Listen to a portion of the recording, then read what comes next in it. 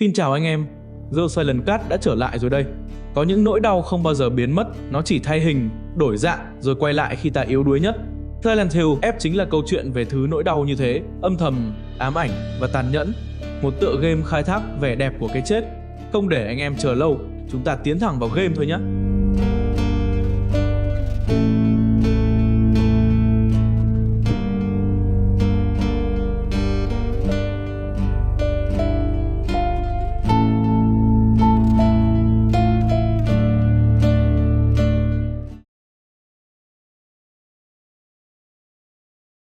Trò chơi mở ra với cảnh Hinako ngồi một mình chơi búp bê.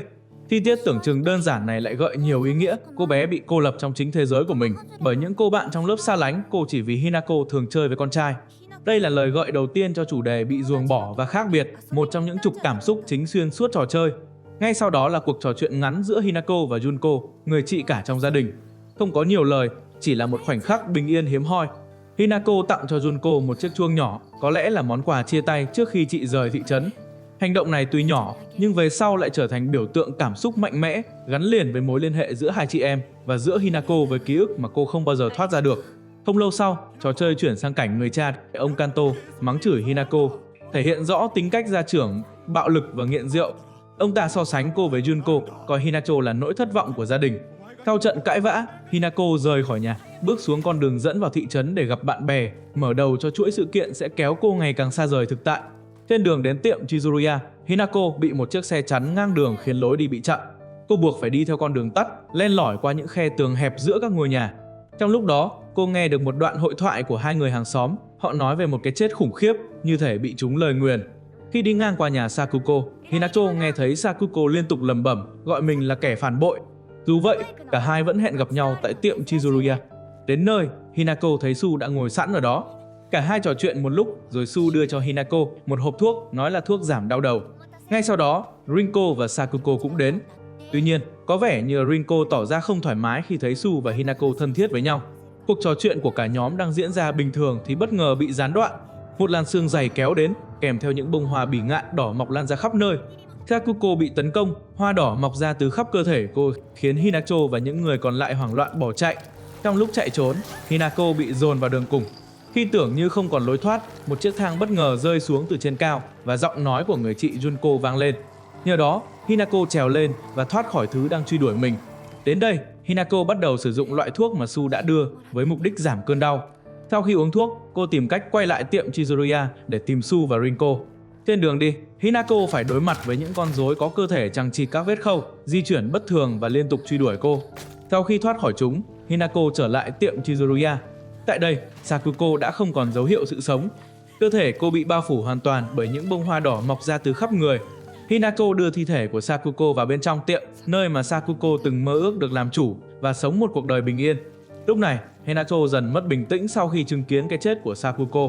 Nỗi đau và sự phẫn uất trào dâng, cô lao ra ngoài và trút hết cơn giận dữ của mình lên những con rối đang xuất hiện quanh đó. Giữa lúc hỗn loạn, Hinako cảm nhận có ai đó đang theo dõi mình trong im lặng. Cơn đau đầu dữ dội lại ập đến, khiến cô chao đảo và dần mất ý thức. Hinako gục ngã, khép lại chuỗi bi kịch tại tiệm Chizuruya. Hinako tỉnh dậy trong một ngôi đền lạ.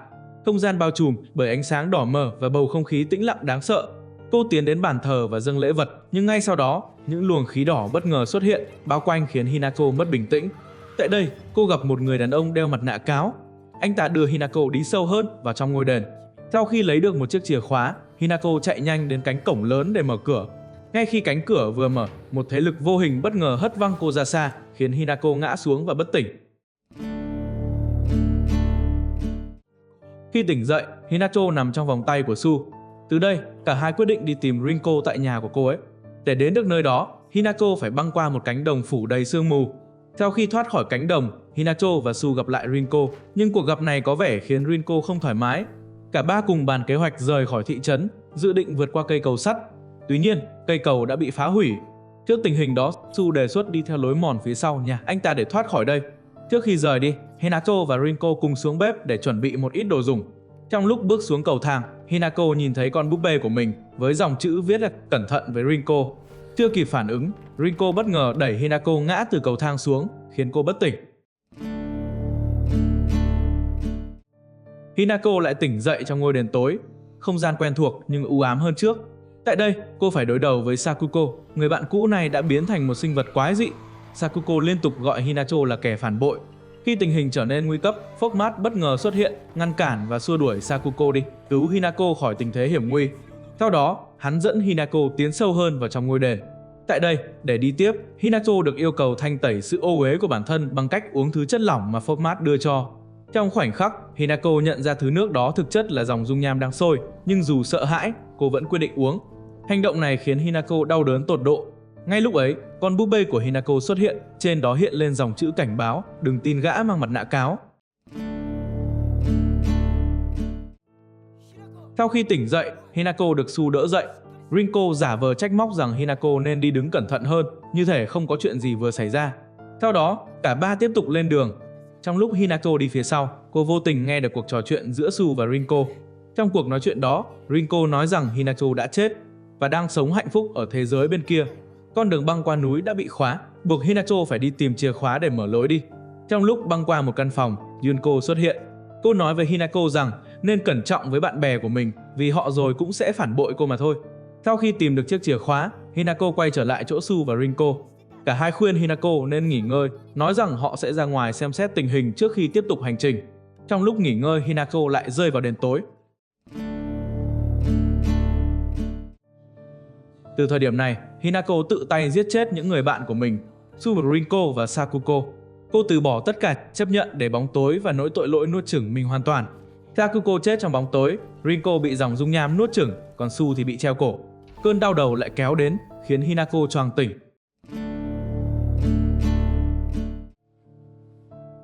Khi mở mắt ra, cô nhận ra Su và Rinko đã rời đi, có vẻ như họ đã bỏ đi xa khỏi nơi này. Đi theo lối mòn trong rừng, Hinako lại một lần nữa bị làn sương mù quen thuộc truy đuổi. Sương mù lan nhanh giữa các tán cây, bao trùm lấy mọi thứ xung quanh, khiến tầm nhìn mờ đi và bầu không khí trở nên ngột ngạt, nặng nề. Sau khi thoát khỏi thứ truy đuổi trong rừng, Hinako đến được ngôi đền thật sự mà Sakuko từng nhắc đến. Tại đây, cô nhìn thấy một cây tuyết tùng ngàn năm, thân cây khổng lồ, đen sạm và bị sét đánh trúng, để lại vết nứt cháy xém chạy dọc từ gốc lên ngọn. Khung cảnh vừa linh thiêng vừa lạnh lẽo, như ẩn chứa điều gì đó đã bị phong ấn từ rất lâu. Sau khi vào được nhà của Su, Hinako nghỉ một lúc thì nghe thấy tiếng động ngoài cửa. Nghĩ rằng đó là Su và Rinko quay lại, cô vội vàng bước đến và mở cửa. Ngay khoảnh khắc đó, một cánh tay mang hình dạng của cáo bất ngờ vươn ra, nắm lấy Hinako và hất mạnh cô ra ngoài. Cú va chạm khiến Hinako ngất đi. Hinako quay trở lại đền tối, nơi Fogmat đang chờ đợi. Hắn dẫn cô tiến vào sâu bên trong, nơi 3 nghi lễ được chuẩn bị sẵn. Nghi lễ đầu tiên là chặt bỏ cánh tay con người và thay thế bằng tay của cáo. Nghi lễ thứ hai là đóng dấu lên lưng bằng cách thiêu nóng trực tiếp lên da. Nghi lễ thứ ba là rạch và lột một nửa phần da trên mặt, sau đó đeo lên chiếc mặt nạ cáo. Tất cả diễn ra trong đau đớn, đánh dấu sự chuyển hóa hoàn toàn của Hinako từ con người thành thực thể mang hình hài của cáo. Sau khi hoàn thành 3 nghi lễ, Hinako cùng Fogmat tiến vào lễ đường nằm sâu trong ngôi đền. Tại đây, Hinako phải đối đầu với Rinko, người bạn cũ này đã hóa thành một sinh vật quái vật mang hình hài dung nham. Cuộc đối đầu giữa họ mở ra cao trào của bi kịch, nơi tình bạn, sự phản bội và nỗi oán hận giao hòa thành cơn ác mộng cuối cùng. Sau khi đánh bại Rinko, cơn đau đầu dữ dội lại ập đến, khiến Hinako gục ngã và bất tỉnh. Khi mở mắt ra, cô nhận ra mình đã quay trở lại thế giới thực. Ngay lúc đó, tiếng chuông điện thoại vang lên. Ở đầu dây bên kia là mẹ của Hinako, gọi cô về nhà để ăn bữa tối. Junko cũng xuất hiện, nhẹ nhàng nói chuyện với em gái và nhắc nhở Hinako rằng cuộc đời của em là do chính em làm chủ. Khi Hinako trở về căn nhà của mình, cô nhận ra kết cấu trong nhà đã thay đổi. Mọi thứ quen thuộc giờ trở nên xa lạ và méo mó, gợi cảm giác thực tại đang dần tan biến. Tại đây, Hinako bắt đầu trải nghiệm lại toàn bộ ký ức về gia đình và bạn bè của mình. Những hình ảnh cũ hiện lên, những cuộc trò chuyện với Junko, những kỷ niệm cùng Rinko và Sakuko. Và cũng tại nơi này, Hinako gặp Hinako bản ngã của mình. Bản ngã của Hinako bắt đầu nổi loạn. Hiện thân của những oán hận và tổn thương bị dồn nén, đòi giết Hinako cùng với gia đình và bạn bè của cô. Sự thù hận và ghen tị tích tụ bấy lâu nay bùng nổ dữ dội, biến cuộc đối đầu này thành cuộc chiến giữa hai nửa con người của Hinako. Một bên là phần người còn sót lại và bên kia là bóng tối mà cô từng cố chôn giấu. Bước qua cánh cửa, Hinako chứng kiến 3 người bạn của mình đã chết. Tiếp theo, Hinako phải đối diện với cha mẹ của mình. Trong không gian méo mó của ký ức, hai người hiện ra như những hình bóng bị biến dạng, tượng trưng cho sự áp bức và tổn thương mà cô từng gánh chịu. Hinako chiến đấu và đánh bại cả hai, như một hành động giải thoát bản thân khỏi quá khứ và đối diện trực tiếp với nỗi đau sâu nhất trong lòng mình. Sau khi bị đánh bại, cha mẹ của Hinako trở lại hình dạng con người và chậm rãi bước ra ngoài. Hinako đi theo họ, vẫn chưa hiểu chuyện gì đang xảy ra. Và chính lúc đó, cô lần đầu tiên nhìn thấy rõ hình dạng thật của con quái vật đã truy đuổi mình bấy lâu nay. Nó đã thật sự giết chết cha mẹ cô. Khoảnh khắc này đánh dấu sự sụp đổ hoàn toàn của Hinako khi thực tại, ký ức và nỗi sợ hòa là một, không còn ranh giới nào giữa con người và ác mộng. Quay trở lại đền tối, lúc này Hinako đã đến giai đoạn cuối cùng. Phốp tặng cho cô một chiếc cái hình cáo. Junko lại xuất hiện, hai chị em có một cuộc hội thoại với nhau. Junko hỏi Hinako đã giết nó chưa? Hinako bối rối không hiểu Junko đang nói về điều gì và giết ai. Junko nói nếu như nó còn sống, cô sẽ tự tay kết liễu nó. Sau cuộc hội thoại, Phốp và Hinako trao nhẫn, quay trở lại với thế giới thực. Sự hận thù từ nỗi mất mát của cô lên đỉnh điểm. Lần này không trốn chạy, Hinako quyết tâm đuổi theo con quái vật sương mù đó để trả thù. Tại đây, Hinako đối đầu với quái vật và chị Junko. Ở khoảnh khắc này, Junko không còn là người chị dịu dàng nữa. Junko yêu cầu con quái vật giết chết Hinako. Chúng ta lại chuyển cảnh đến đêm tối. Và rồi thời khắc đã đến Hinako chính thức trở thành cô dâu cáo. Và cũng là lúc này, Hinako chính là thứ sinh vật sương mù kia.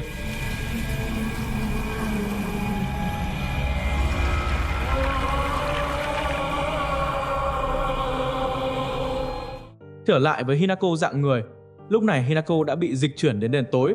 Cô tiến sâu vào trong, gặp lại Junko. Hinako bắt đầu hoảng loạn và uống thuốc liên tục. Lần này cuộc chiến bắt đầu nổ ra, cả hai lao vào tấn công. Hinako đánh bại con quái vật và rời khỏi đêm tối. Mọi thứ xung quanh bắt đầu hỗn loạn, những giọng nói liên tục xuất hiện. Đến phút cuối, Hinako nghe thấy tiếng còi hú. Tựa game kết thúc với cuộc hội thoại của cảnh sát. Cảnh sát nói có hai người đàn ông bị một nghi phạm nữ tấn công. Một người trong số họ đã ngưng tim. Nghi phạm khoảng 20 tuổi, mặc áo cưới và đang chạy trốn. Tựa game kết thúc tại đây. Bây giờ chúng ta sẽ đến với mục phân tích game.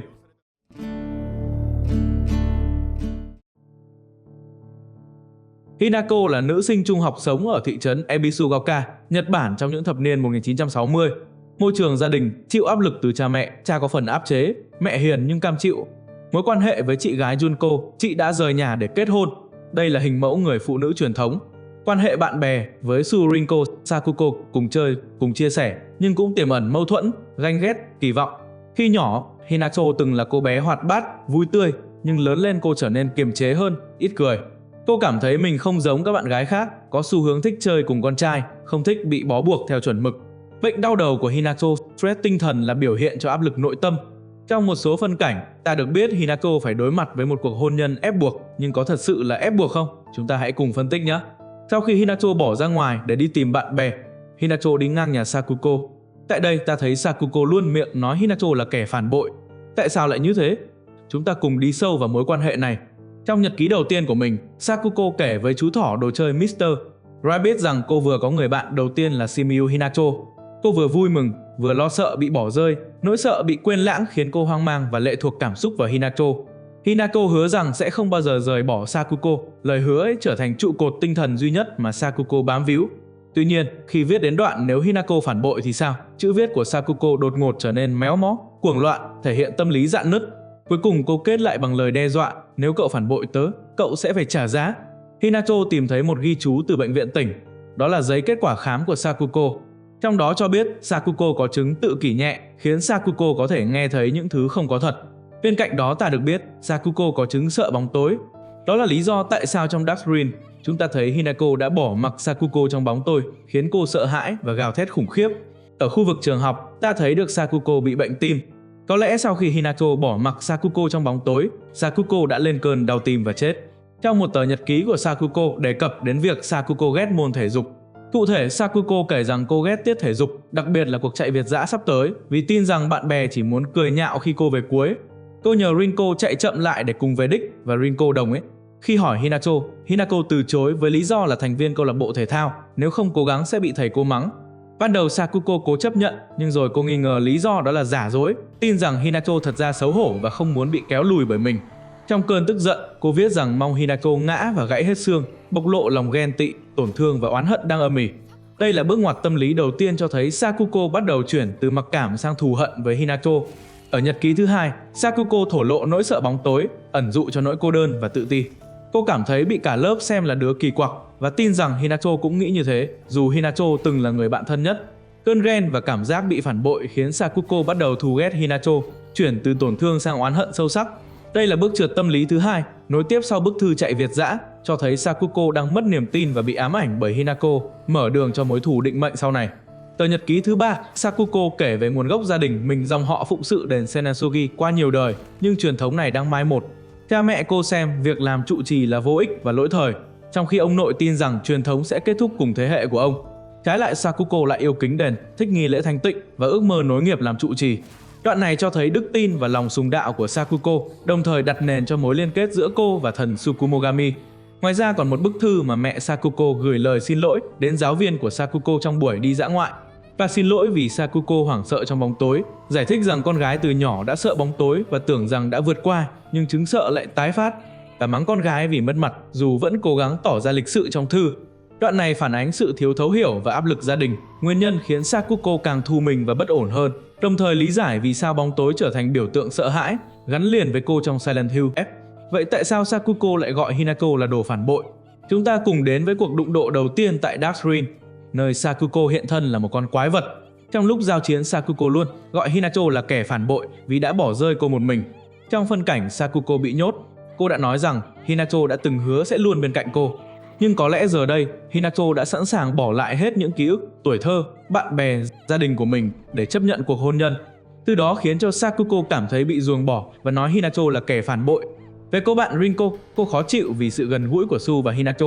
Rinko càng khó chịu hơn khi về sau, cuộc hành trình của ba người, Su và Hinako luôn gọi nhau là cộng sự.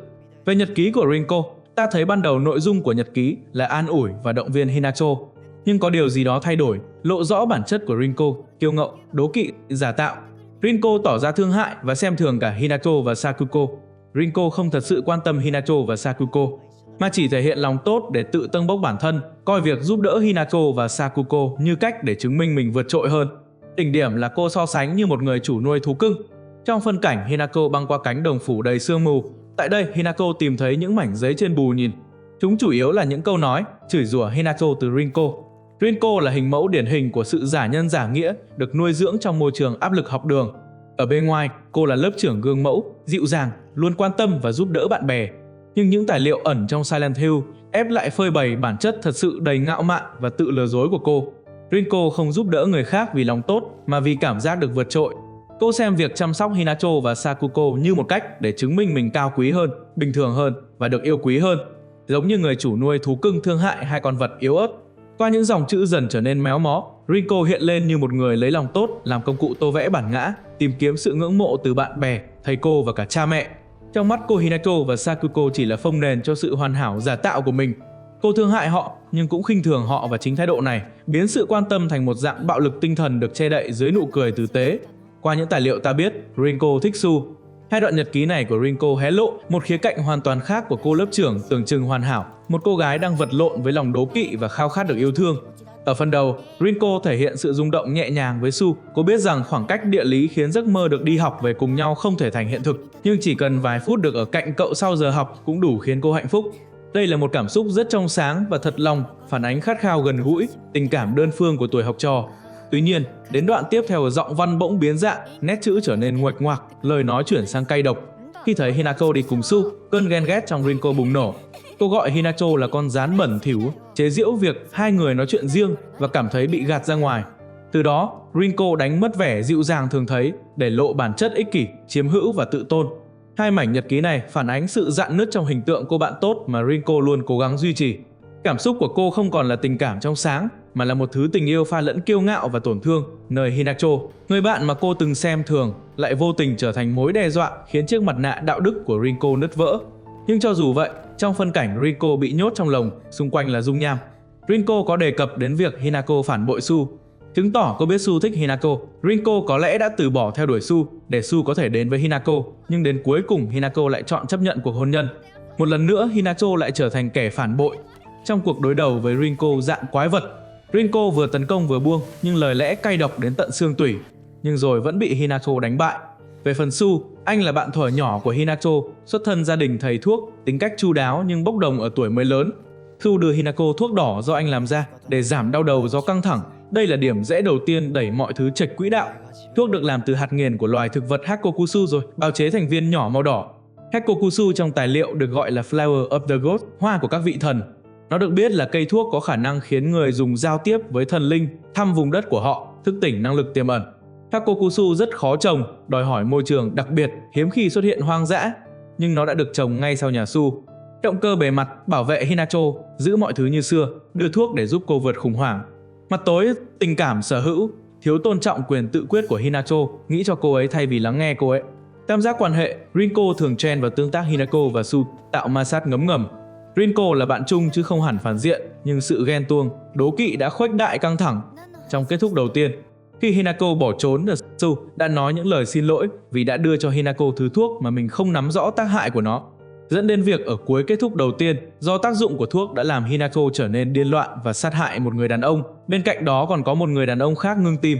Theo như suy nghĩ của tôi thì có thể người bị sát hại là Fogmat hay sau này được tiết lộ với cái tên Kotoyuki, cũng là bạn thuở nhỏ của Hinacho. Người đàn ông còn lại có lẽ là Kanta, cha của Hinacho, vì ở khu vực trường học ta cũng được thấy Kanta bị bệnh tim. Fumiro Kanta là cha của Hinako, đại diện cho kiểu người đàn ông gia trưởng, bạo lực và suy sụp, một biểu tượng của sự mục ruỗng trong cấu trúc gia đình Nhật Bản thời hậu chiến. Nhân vật này không chỉ là người gây ra bi kịch mà còn là nguồn gốc của nỗi sợ và sự oán hận trong tâm lý Hinacho, gián tiếp tạo nên bóng tối tinh thần bao trùm toàn bộ Silent Hill. Kanta từng là một ngư dân chăm chỉ, mang trong mình ước mơ giản dị, mở một nhà hàng nhỏ để đổi đời. Nhưng mọi thứ sụp đổ khi người bạn thân mà ông tin tưởng nhất phản bội, ôm hết tiền bỏ trốn, để lại ông cùng đống nợ nần chồng chất. Cú sốc ấy không chỉ lấy đi tài sản mà còn cướp đi danh dự và niềm tin của ông vào con người. Vì tổn thương sâu sắc, Kanta dần biến thành một kẻ cay độc, dùng rượu để quên thất bại và dùng bạo lực để che giấu sự yếu đuối của chính mình. Từ một người cha, ông trở thành con quỷ trong chính ngôi nhà của mình, trút hết cơn giận lên vợ con. Việc Kanta quyết định gả Hinako để trả nợ là dấu chấm hết cho hình ảnh người cha trong tâm trí cô, biến tình phụ tử thành vết thương không bao giờ lành. Bi kịch của Kanta là bi kịch của một con người không đủ mạnh để đối diện với nỗi đau, nên chọn cách hủy hoại những người mình yêu thương nhất. Kimi là hình ảnh tiêu biểu cho bi kịch của người phụ nữ Nhật Bản truyền thống, một người mẹ hiền, một người vợ chịu thương chịu khó, nhưng cũng là kẻ tiếp tay cho vòng lặp đau khổ mà chính bà đang mắc kẹt trong đó. Trước kia, Kimi từng che chở cho Hinako khỏi những trận đòn của Kanta, nhưng càng về sau, bà càng thu mình, chấp nhận bạo lực như một phần tất yếu của hôn nhân. Với Kimi, hạnh phúc của người phụ nữ bắt đầu từ hôn nhân không còn là niềm tin, mà là câu thần chú để tự du ngủ bản thân trong cuộc sống địa ngục. Chính niềm tin mù quáng ấy khiến bà không phản đối việc gả Hinako đi để trả nợ. Trong mắt Hinako, đó là sự phản bội, nhưng trong mắt Kimi, đó là cách duy nhất để con gái được ổn định như xã hội mong đợi. Kimi đại diện cho thế hệ phụ nữ bị tước mất quyền lựa chọn, bị dạy rằng cam chịu là đức hạnh và hy sinh là định mệnh. Cái đáng thương ở bà không chỉ là nỗi đau thể xác mà là sự tê liệt tinh thần, đến mức không còn biết thế nào là hạnh phúc thật sự. Qua đó phơi bày một sự thật tàn nhẫn, đôi khi chính sự im lặng và chấp nhận của thế hệ trước lại là thứ kéo dài bi kịch cho thế hệ sau. Ngoài ra, Kimi còn mắc một căn bệnh ung thư. Junko là chị gái của Hinako Shimiyu, con cả trong gia đình. Cô lớn lên trong cùng môi trường áp bức với Hinako, người cha bạo lực, người mẹ cam chịu, nhưng đi theo con đường chuẩn mực mà xã hội và gia đình mong đợi, kết hôn, đổi họ theo chồng, thành Kyuta Junko, rời khỏi thị trấn. Junko được sắp đặt hôn nhân, sau khi cưới, cô biến mất khỏi đời sống của Hinako, chỉ còn xuất hiện qua ảnh cưới trong nhà Shimiyu. Trong trò chơi, Junko tạo ra áp lực tinh thần khủng khiếp, lời khuyên, lời thúc giục và sự thất vọng của chị gái khiến Hinako cảm thấy mình thất bại khi không sống đúng kỳ vọng. Junko là hiện thân của nữ tính truyền thống trong xã hội Nhật thập niên 1960. Áp lực xã hội và gia đình dưới vỏ bọc yêu thương. Tấm gương phản chiếu Hinako, nếu Hinako không phản kháng, cô sẽ trở nên giống chị gái mình, một người vợ trọn nghĩa nhưng đánh mất bản thân. Chúng ta có thấy trên bảng này không có tên của Junko, vậy có nghĩa Junko mà Hinako thấy là hình ảnh mà Hinako sẽ trở thành nếu như chấp nhận cuộc hôn nhân này. Khả năng Junko vẫn sống vì cô đã rời khỏi thị trấn. Theo như tôi thì mặt nạ mà Junko đeo là Karasu Tengu. Nhiều phân tích cộng đồng cho rằng chiếc mặt nạ có mỏ mắt lồi, sừng nhỏ gợi Karasu Tengu, hình tượng kẻ canh giữ nghi lễ, trừng phạt kẻ lệch chuẩn.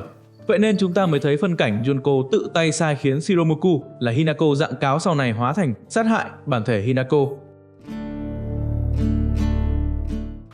Fogmat hay tên thật là Tsuneki Kotoyuki. Anh ta hướng dẫn Hinako khi cô vào Dark Screen, nơi diễn ra các không gian nghi lễ, người mặc mặt nạ cáo, dẫn dắt các thử thách, đưa ra lời khuyên hoặc chỉ dẫn.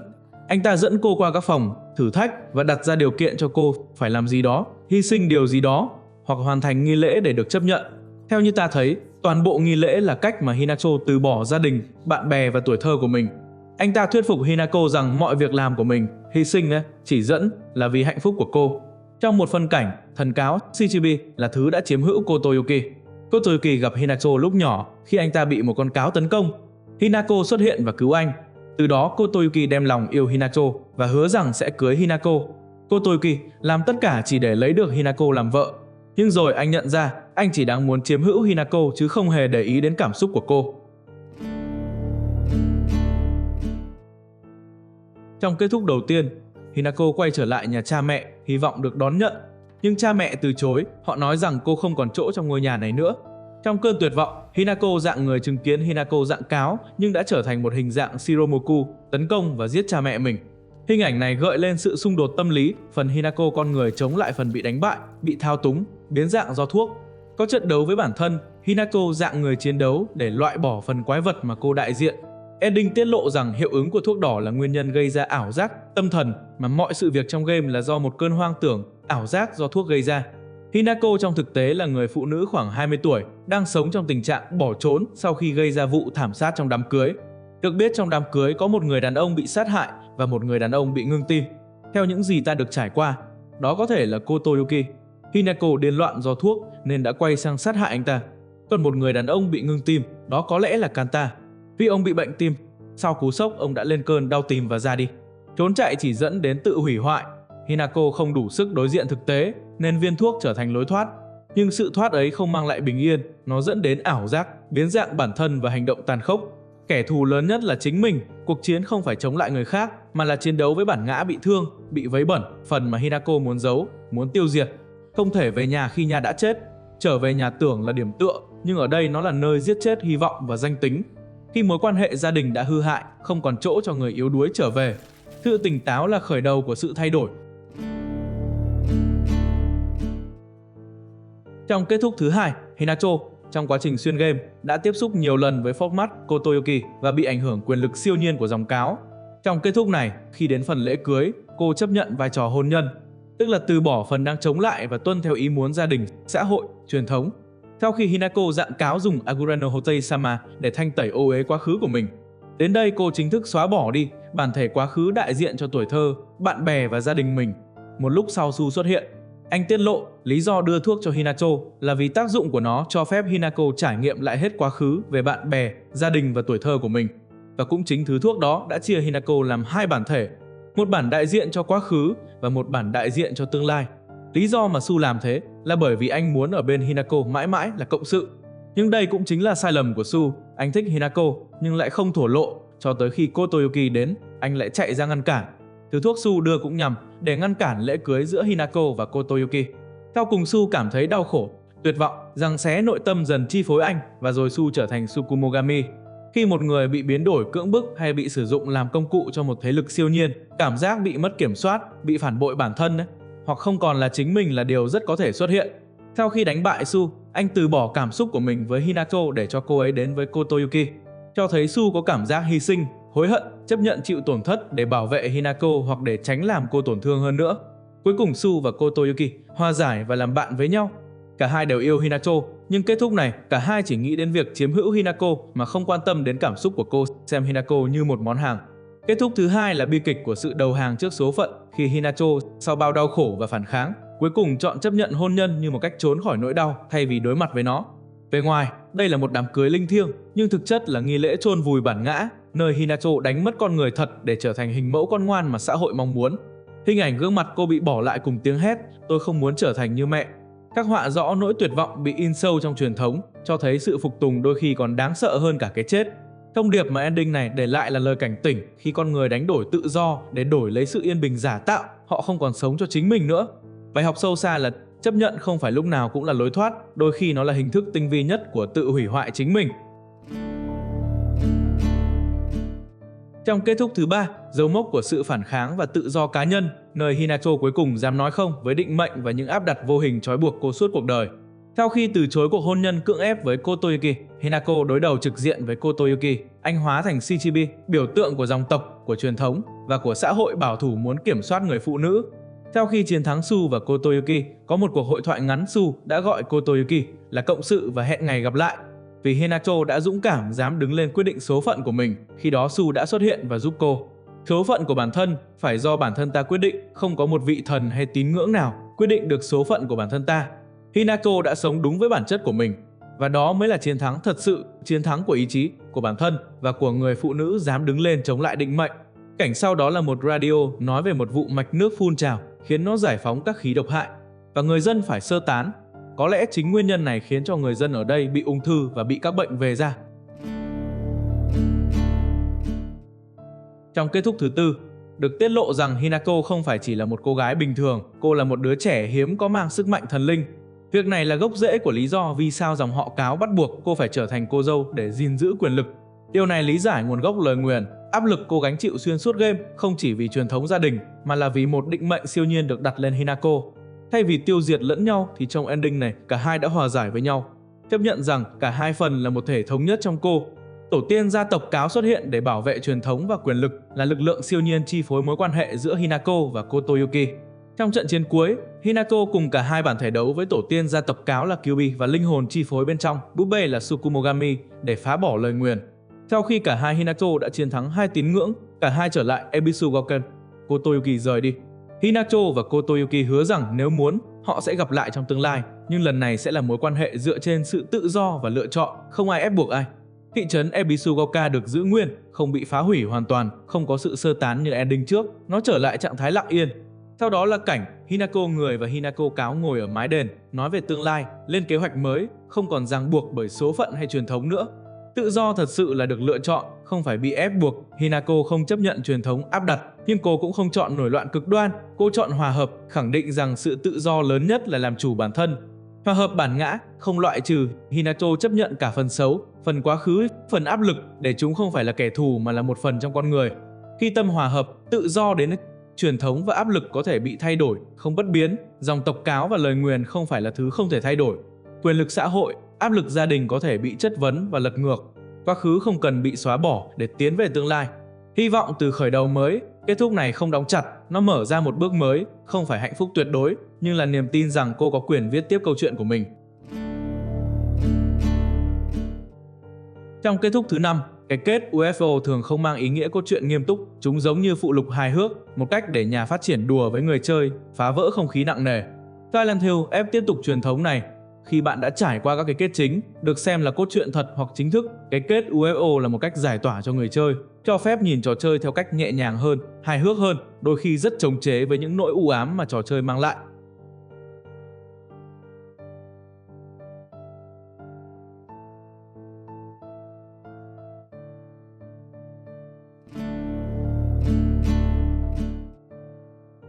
Hinako dạng người đại diện cho cá tính thật, cô muốn tự do làm những điều mình thích, cô đại diện cho quá khứ, tuổi thơ, bạn bè và gia đình.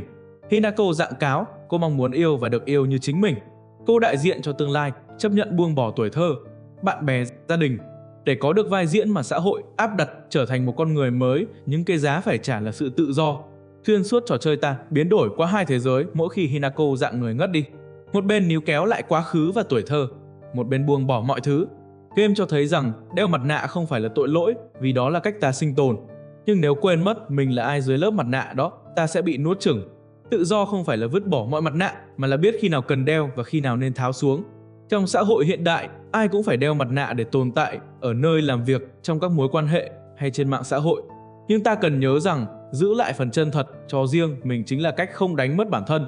Mỗi người đều có lúc bị kẹt trong hoàn cảnh tưởng như không lối thoát, nhưng thay vì buông xuôi, hãy chọn một hướng đi, dù nhỏ, cũng là hành động khẳng định rằng đây là cuộc đời của tôi. Rất nhiều người sống trong mặc cảm vì lỗi lầm, vì tổn thương, vì quá khứ. Silent Hill cho ta thấy rằng chữa lành không phải là quên đi, mà là chấp nhận rằng vết thương đó từng tồn tại và nó cũng là một phần khiến ta mạnh mẽ hơn. Nếu Hinako là tấm gương, thì Hinako dạng Cáo chính là hình ảnh phản chiếu. Trong đời sống hiện đại, mỗi người đều có hai phần như thế, một phần muốn sống đúng với mình, một phần sợ bị tổn thương nên phải ẩn mình sau mặt nạ. Hãy dũng cảm chọn con đường của chính mình dù nó không được ai chấp nhận. Hãy nhìn thẳng vào phần xấu xí của bản thân, vì chỉ khi ấy ta mới thực sự được tự do. Số phận không phải thứ ai đó ban cho, nó là thứ mình tự tạo ra từng ngày bằng chính lựa chọn của mình.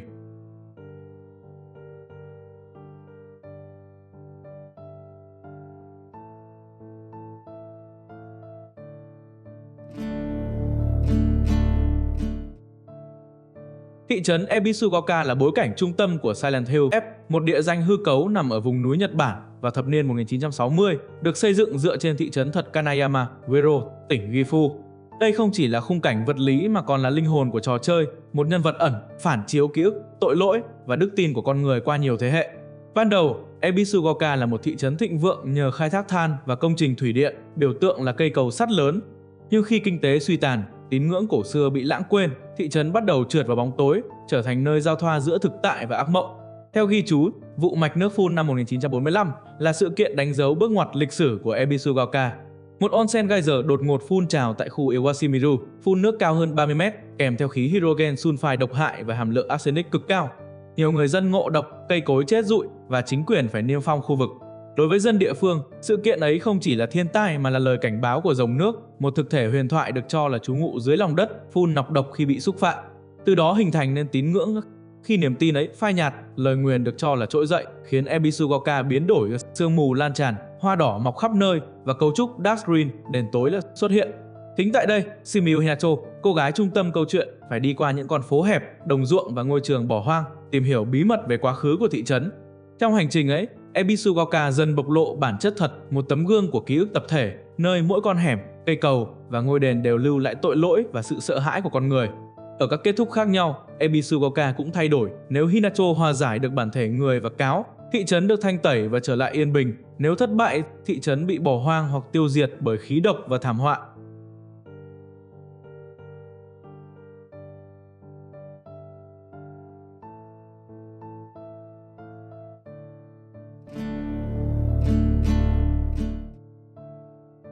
Ebisugaoka từng là vùng đất chịu ảnh hưởng nặng nề của thiên tai. Một trận động đất lớn trong quá khứ đã khiến mạch nước ngầm phun trào, giải phóng khí độc và tàn phá cả khu vực. Người dân hoảng loạn và tin rằng đó là cơn thịnh nộ của Thủy Long, vị long thần cư ngụ dưới lòng đất. Để xoa dịu cơn thịnh nộ ấy, họ lập đền thờ, mở đầu cho lịch sử tín ngưỡng lâu đời của vùng đất này. Theo thời gian, khi thiên nhiên dần ổn định, người dân chuyển sang thờ tuyết tùng ngàn năm Senansugi, một cây đại thụ được xem là linh hồn của vùng đất, tượng trưng cho sự sinh sôi, trường tồn và bảo hộ. Tuy nhiên, đến thời Edo, cây tuyết tùng bị sét đánh và người dân coi đó là điềm dữ, cho rằng vị thần trú ngụ trong cây đã rời bỏ họ. Từ đó, họ chuyển sang thờ Tsukumogami, vị thần tồn tại trong những vật dụng đã cũ nhưng chưa bị quên lãng, phản ánh tâm thức của một cộng đồng từng là chiến binh, nay sống trong thời bình và phải đối mặt với sự vô dụng của những thanh gươm, áo giáp đã mất đi mục đích. Về sau, khi tín ngưỡng dân gian hòa nhập với các tôn giáo phổ biến của Nhật Bản, dân làng lại một lần nữa thay đổi niềm tin, chuyển sang thờ thần cáo Inari, biểu tượng của mùa màng và thịnh vượng. Họ tin rằng Inari có thể trấn yểm được Thủy Long và bảo vệ làng khỏi thiên tai. Sự chuyển dịch ấy đồng thời đánh dấu sự thất sủng của Tsukumogami, vị thần bị lãng quên và gạt ra bên lề. Từ đây, xung đột giữa hai vị thần, một bên đại diện cho ký ức, một bên cho niềm tin mới, bắt đầu nhen nhóm. Sakuko, người bạn nhạy cảm và mang thiên hướng tâm linh của Hinacho, là hiện thân cho thế hệ hiếm hoi còn giữ niềm tin vào Tsukumogami. Cô mang ước vọng phục hưng ngôi đền gia tộc của mình, nơi từng thờ vị thần cổ xưa ấy. Trong lời kể của Sakuko, Ebisugaoka là vùng đất nơi một vị thần cổ đại đang nổi giận vì bị con người quên lãng. Giấc mơ lặp lại về thần cáo đến đe dọa cô chính là ẩn dụ cho cuộc chiến tín ngưỡng khi thần Inari tìm cách bảo vệ vị thế của mình bằng cách tiêu diệt tàn dư của Tsukumogami. Câu chuyện của Hinako phản chiếu lại toàn bộ xung đột tôn giáo ấy. Hai người đàn ông quan trọng trong đời Kosu và Kotoyuki chính là sự nhân cách hóa của hai thế lực thần linh đang đối đầu. Su tượng trưng cho Tsukumogami, người gắn bó với quá khứ, với ký ức cũ kỹ nhưng vẫn dai dẳng trong tâm trí. Kotoyuki đại diện cho Inari, hiện thân của tình yêu, của dục vọng và quyền lực, đồng thời cũng là kẻ chiếm hữu và điều khiển. Người chơi có thể nhìn nhận các hiện tượng trong Silent Hill ép theo hai hướng, hoặc là biểu tượng cho tâm lý rạn nứt của Hinako, hoặc là dấu hiệu của thần linh thực sự đang hiện diện tại Ebisugaoka. Nếu giả thuyết là đúng rồi, thì thần Inari đang suy yếu.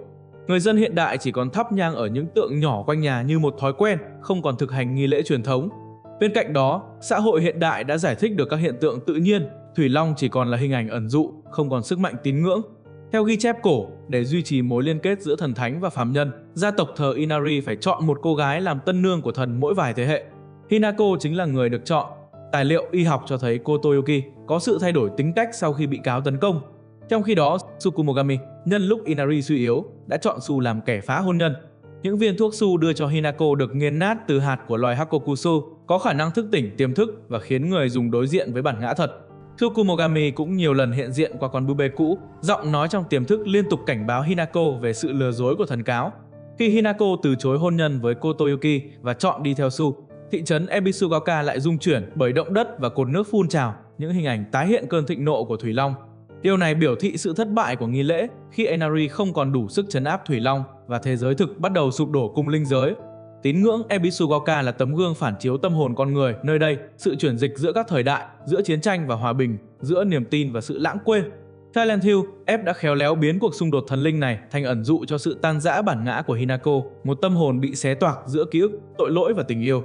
Từ đó, trò chơi không chỉ là bi kịch của một cô gái bị chi phối bởi hai thế lực siêu nhiên, mà còn là bi kịch của một vùng đất đánh mất đức tin, nơi những vị thần bị lãng quên cuối cùng trỗi dậy để đòi lại vị thế thiêng liêng của mình.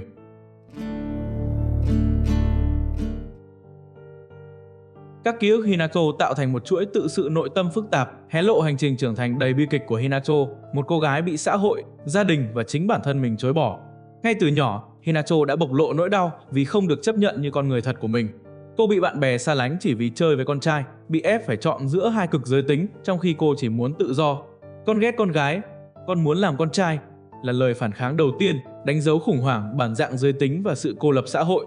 Tình bạn với Su, người duy nhất không coi cô như mọi cô gái khác, trở thành ánh sáng hiếm hoi giúp cô cảm nhận được sự thấu hiểu và chấp nhận. Nhưng chính mối quan hệ này cũng đẩy Hinako vào mâu thuẫn mới giữa tình cảm, giới tính và cái tôi khi cô vừa khao khát được yêu, vừa sợ mất tự do. Trong gia đình, Hinako phải sống giữa một người cha nóng nảy, bạo lực và một người mẹ yếu đuối, cam chịu. Cô lớn lên trong môi trường mà phụ nữ bị đối xử không khác gì động vật, khiến cô vừa ghét cha, vừa khinh thường mẹ vì không phản kháng. Câu nói con ghét mẹ không chỉ là tiếng hét của một đứa trẻ bị tổn thương, mà còn là sự phủ nhận hình mẫu phụ nữ phục tùng mà cô sợ mình sẽ trở thành. Tuy nhiên, sau này mẹ tiết lộ sự thật, bà từng âm thầm chống lại chồng, từng bị phản bội, từng trả đũa. Qua đó, Hinako nhận ra rằng mẹ không yếu đuối, mà chỉ chọn cách chịu đựng để tồn tại. Đây là bước ngoặt lớn giúp Hinako hiểu rằng không ai hoàn toàn xấu hay tốt, mỗi người đều là sản phẩm của nỗi đau và lựa chọn của chính họ. Càng trưởng thành, Hinako càng nhận ra hạnh phúc không nằm ở việc được yêu thương hay sống đúng khuôn mẫu, mà là được tự do lựa chọn con đường của mình, dù kết quả là đau khổ. Câu nói dù cuối cùng có khổ sở đến đâu, chỉ cần đó là lựa chọn thì vẫn đáng giá. Hinako không còn tìm kiếm sự chấp thuận từ người khác, mà muốn tự quyết định vận mệnh của mình. Trong những khoảnh khắc cô đối thoại với chính bản thân, hai phiên bản của Hinako, một thật và một phản chiếu, trò chơi khắc họa cuộc chiến nội tâm giữa sống và chết, giữa chối bỏ và chấp nhận. Khi Hinako tự hỏi nếu Shimiyu Hinako chết đi, có lẽ tôi sẽ được tái sinh thành một người khác. Đó là ẩn dụ cho sự tái sinh tâm linh, nơi cô phải giết chết phần yếu đuối, phụ thuộc để sống như một con người độc lập. Cuối cùng Hinako đối mặt với cha nguồn cơn của sợ hãi và oán hận. Dù không thể tha thứ, cô nói ít nhất thì giờ con đã hiểu cha, thể hiện sự hóa giải bằng thấu hiểu chứ không phải quên lãng. Đây là khoảnh khắc trưởng thành thật sự, Hinako không còn là đứa trẻ chạy trốn khỏi nỗi đau, mà là người dám nhìn thẳng vào nó. Cuộc đối thoại cuối giữa hai Hinako, một người muốn sống, một người muốn chết, là biểu tượng của việc tự đối diện và chấp nhận bản thân. Khi cô nghe lời nhắn cuối đừng để người khác quyết định hạnh phúc thay cho con, đó không chỉ là lời dặn, mà là tuyên ngôn của tự do cá nhân, lời giải cuối cùng cho chu kỳ tội lỗi, hận thù và sợ hãi trong gia đình Hinako. Tổng thể, Silent Hill ép dùng ngôn ngữ kinh dị để kể một bi kịch trưởng thành mang tính triết lý và nhân văn sâu sắc. Nỗi sợ thực sự không đến từ quái vật, mà từ áp lực xã hội, truyền thống gia đình và những chuẩn mực bóp nghẹt bản sắc cá nhân. Qua hành trình ký ức, Hinako không chỉ chiến đấu để sinh tồn, mà còn để tìm lại quyền được là chính mình, một con người được lựa chọn, được sai, được đau khổ và được sống tự do.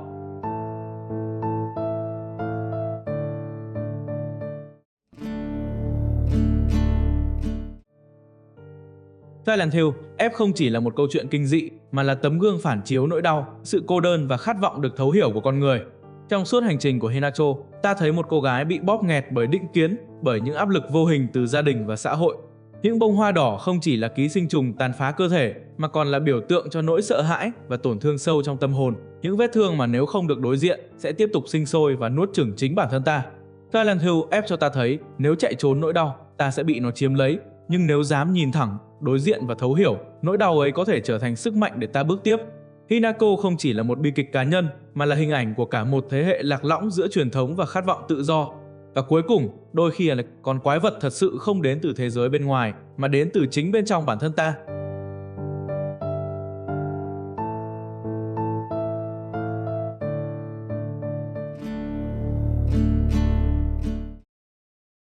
Cảm ơn mọi người đã theo dõi đến cuối video.